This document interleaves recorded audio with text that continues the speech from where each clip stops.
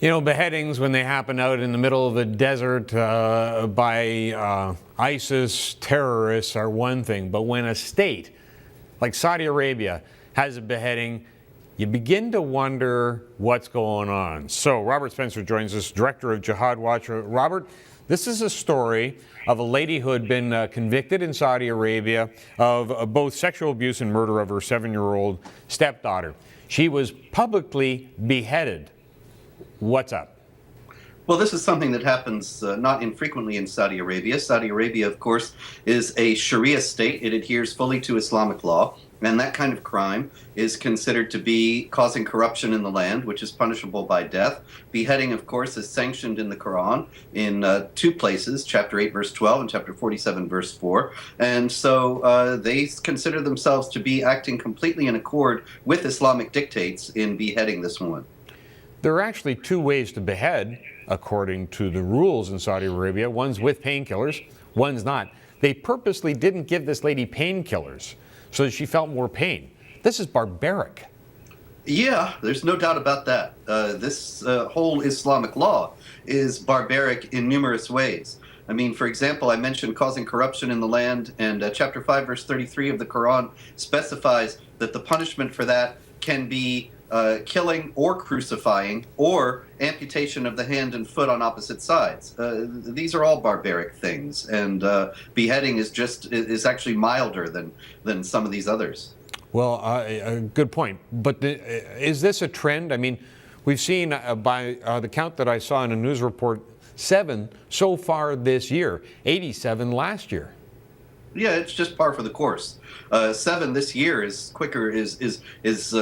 more than usual, but this is something they've always done. It's in accord with their constitution, with their image of themselves, with their proclamation as being the guardians and the truest exponents of Islam. These are supposed to be reasonable people, though.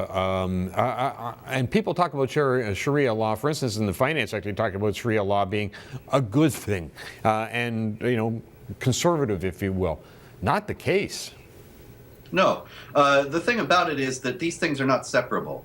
And when you're talking about Sharia finance, the West has been quite hospitable to it. And all these banks, international banks, have Sharia finance boards, and they have these elaborate stratagems whereby they enable Muslims not to pay interest and so on. And these things are all considered to be good parts of good aspects of the whole multiculturalist enterprise. But the reality is that Sharia is one entity, and once you start accommodating it, you're just opening the door to accommodating more of it. The financial aspects are not separable from these punishments of amputation and beheading and so on, crucifixion, that are mandated for various crimes. So the West actually, especially in the finance sector, is setting a very bad precedent by accommodating Sharia finance, because it's only opening the door to accommodation of other aspects of Sharia in the future. And there have already been and will be more calls for just that in the West. I hadn't made that connection, but now you say it, it makes perfect sense, because we just had that case of a guy creating a website who gets 1,000 lashes and 10 years in jail for creating a website. Where is that in any ancient writings by Muhammad? Oh, absolutely. It's very much in there. Actually, he was considered to have insulted Islam.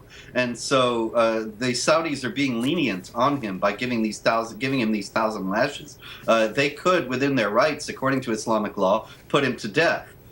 Just as the Charlie Hebdo cartoonists were put to death by the gunmen in Paris because they had insulted Islam. And both consider it's just part of Islamic law. Well, true. Yeah, your point is excellent. I mean, we haven't heard Saudi Arabia speak out, to the best of my knowledge, about what's happened in France.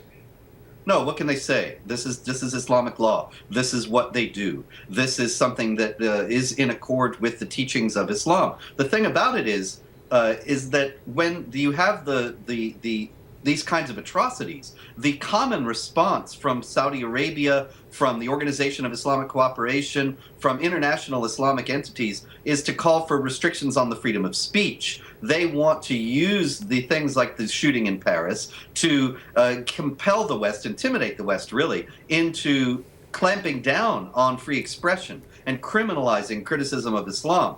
They don't want to apologize for these attacks. They want to eradicate the cause of these attacks, which is our speaking freely. Okay, now, the thing is, Saudi Arabia has oil, and you can't exactly sanction them without cutting off the rest of the world from oil, or can you? Because we currently have sanctions against Russia. Yeah, I don't think it's impossible. I think that it has not been done, but not because it could not be done. The Bush family had very close ties to the Saudis. Obama, of course, very famously bowed to the King of Saudi Arabia. Both administrations have shown no interest, really, in pursuing the Saudi connection to jihad terror, the Saudi propagation of the jihad terror ideology all over the world. And the oil connection is just keeping us hamstrung in this way. George W. Bush, right after 9/11, should have instituted an all-out effort to free us from dependence on Saudi oil and to, offshore drilling and pipelines and fracking, everything that could be done. It should have been done then, but it still hasn't been done now, all these years later. Yeah, and indeed, the Saudis are still pulling the strings as far as prices are concerned.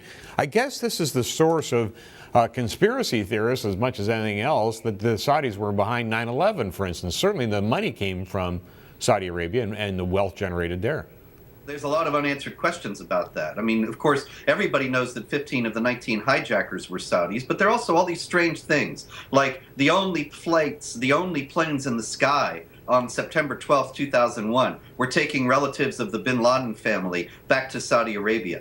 I had a personal friend who was ill, and he was in the Mayo Clinic in September 2001. And he told me that the place was full of Saudis. There were all sorts of Saudis there getting treatment. And the morning of the 11th, he woke up and all the Saudis had left before he turned on the news and saw what had happened. And then there's this Florida family that disappeared with food cooking on the stove. And they were Saudis, and they disappeared just on 9/11. The FBI has stonewalled about it, resisted all explorations, investigations of what actually went on there. There's so many strange questions that probably never will be answered. Of course, the Saudi section of the 9/11 Commission report was redacted for years, and most of it is still secret. Robert, incredible. Thank you.